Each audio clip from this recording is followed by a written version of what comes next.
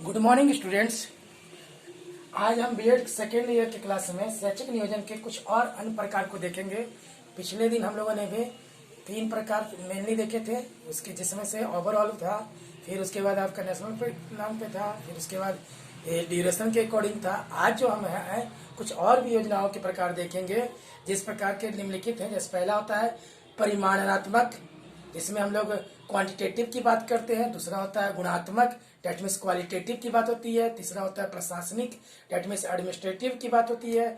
चौथा होता है हमारा आर्थिक योजना, जिसमें इकोनॉमिक प्लान की बात करते हैं। पांचवा हो जाता है जो क्षेत्र के हिसाब से होता है नगरीय, और दूसरा अगला होता है ग्रामीण क्षेत्र।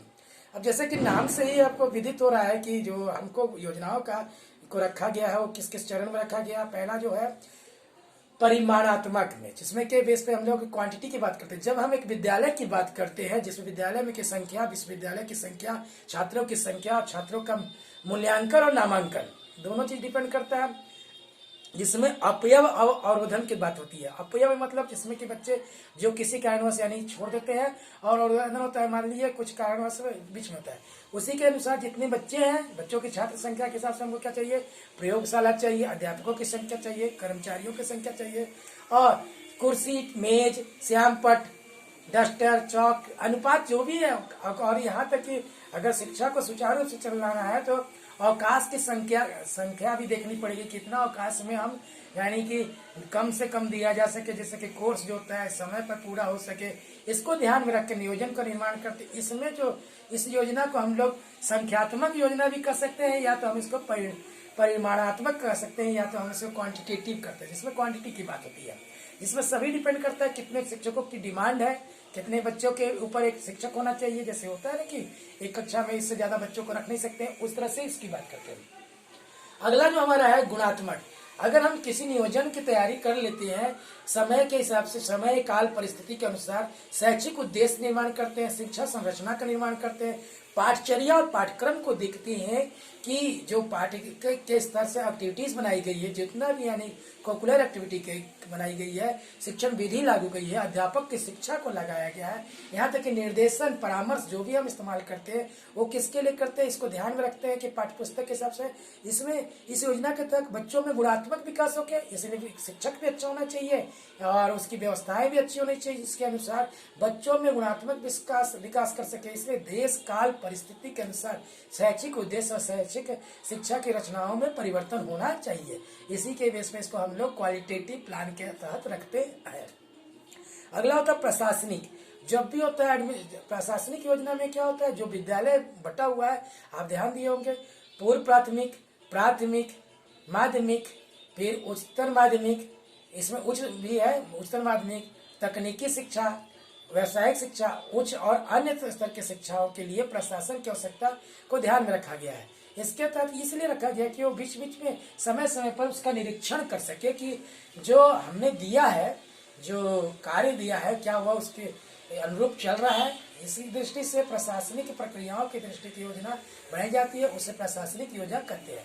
इसमें जो प्रशासन होता है कोरिलेट करता है, या कह सकते हैं हम लोग यानी संबंधित रहता है कि कभी भी योजना के बीच में वो हमें लगा रहता है कि प्रशासन आएगा और इस कमियों को दूर करने का प्रयास करने के लिए हमको शिकायत करेगा, इसलिए या तो उसको बंदिश करेगा। इसलिए हम लोग उसको प्रशासनिक योजना के तहत रखते हैं, जिसमें हम शैक्षिक प्रशासन की आवश्यकताओं को ध्यान में रख के निरीक्षण एवं पर्यवेक्षण की दृष्टि से हम लोग इसको प्रशासनिक योजना के रूप में मानते हैं। अब अगला है आर्थिक योजना। आर्थिक योजना डेट मीन्स इकोनॉमिक, जो भी बजट होता है, कोई भी कार्य जो होता है आर्थिक दृष्टि से अगर कमजोर है तो उसको सुचारू रूप से चलाना, कह सकते हैं लहजा, कह सकते हैं कि वो सही से नहीं हो पाता। इसमें आय के स्रोत होना चाहिए कि मद्देनजर व्यय भी होना चाहिए कि इतना जितना आय है उससे बहुत ही कम व्यय हो तो ज्यादा अच्छा। इकाई लागत बताना चाहिए, अनुदान जितना भी मिला है, ऋण जो है के लिया गया है, चंदा स्रोत, स्कूल की संपत्ति, दुकानों एवं कृषि क्षेत्र जो भी बगल में बने हुए हैं, वो तो इसमें विचारणीय बिंदु है कि वित्तीय संसाधनों की दृष्टि से प्राथमिकता अगर नहीं रखेंगे तो हम अपनी योजना को पूर्ण नहीं कर पाएंगे। इसके तहत हम मानते हैं कि वित्तीय योजना या कह सकते हैं आर्थिक योजना की बात कर सकते हैं। अब डिपेंड करता है कि जो शैक्षिक योजना हमारी बनी हुई है, कोई भी शिक्षा प्लान जो बनाया हुआ है वो किस क्षेत्र में है। जैसे योजना जब कोई विद्यालय अगर नगरीय क्षेत्र में है तो नगर निगम द्वारा उसको कुछ ना कुछ अनुदान मिलता रहता है, कुछ योजना, जिस योजना के तहत नगर के स्कूलों में बच्चे जो की संख्या नगर पालिका की आय के स्रोतों और नगर निगम द्वारा स्कूल और कॉलेजों चलाए जाते हैं, जिससे प्रबंध को स्कूल चलाने में ज़्यादा ईजी पड़ता है, या उसके इनके संचालन के लिए अन्य आयामों के विषय में योजना बनाई जाती है कि नगरीय विकास में के क्षेत्र के हिसाब से ये शिक्षा कैसा चल सकता है, इसलिए उसके अनुसार योजनाओं का निर्माण करते हैं।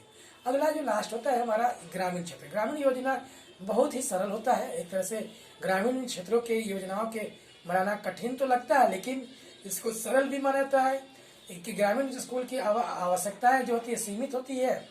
स्कूलों का नामांकन, लड़कियों का नामांकन, स्कूल जो छोड़ देने वाली समस्या सबसे ज़्यादा है कि ग्रामीण क्षेत्रों में जो बच्चे हैं ज़्यादातर स्कूलों को छोड़ देते हैं बीच में ही, अपनी क्लासेस को डिस्टर्ब कर देते हैं, और उनकी कुछ समस्याएं अलग होती है। तो ये जो है समस्या शैक्षिक योजना के लिए सबसे बड़ा है कि किस तरह से बच्चों को लाकर इससे जोड़ा जाए, यानी जिससे कि एजुकेशन उनका सुचारू रूप से चल सके। कारण कि अगर बच्चे ही नहीं पढ़ेंगे तो विद्यालय या शिक्षक व्यवस्था की कोई वही नहीं है, कोई प्रॉब्लम वही नहीं रखा जाएगा कि विद्यालय किस काम का, जब यानी बच्चे ही नहीं पढ़ रहे हैं। इसके संबंध में योजना बनाने की सबसे बड़ी सावधानी और सतर्कता हो सकता है। किसी देश की योजना का श्रृंखला जो मेन होता है वो ग्रामीण योजना है। ग्रामीण को ही महत्व देते हुए, क्योंकि ग्रामीण क्षेत्रों का अगर विकास होगा तो सही से हमारा चहु विकास ही माना जाएगा, क्योंकि शहर में तो विकास हो ही रहा है, और भी संसाधन है जो विकास करते हैं, कोचिंग इंस्टीट्यूट्स हैं, बहुत सारे संसाधनों का। लेकिन ग्रामीण के क्षेत्र में सीमित संसाधन होने के साथ साथ लोगों की कुछ जो कमियां हैं उसको शिक्षा ही पूर्ण कर सकता है। इसलिए फिर से हम इसको क्रमशः ध्यान में रखते हैं जो हमारी अन्य योजनाओं में है। पहला है हमारा परिणामात्मक या परिमाणात्मक, जिसे क्वांटिटेटिव बोलते हैं।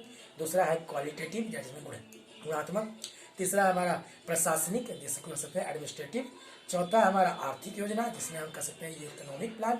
चौथा जो हमारा है मेनली पांचवा चीज कह सकते हैं, गलत हो गया सॉरी। पांचवा जो योजना है उसमें नगरीय योजना है, जिसमें शहरीकरण के अर्बन प्लान कर सकते हैं।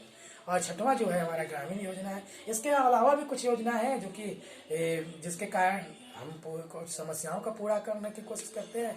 जो समस्याएं हैं विद्यालय में होती है या किसी शैक्षिक योजना में होती है, उसकी समस्याओं को कल हम देखेंगे। इसलिए आप इसको पहले देखिए, किसी को डाउट होगा तो हमारे साइट पर देखेंगे। धन्यवाद।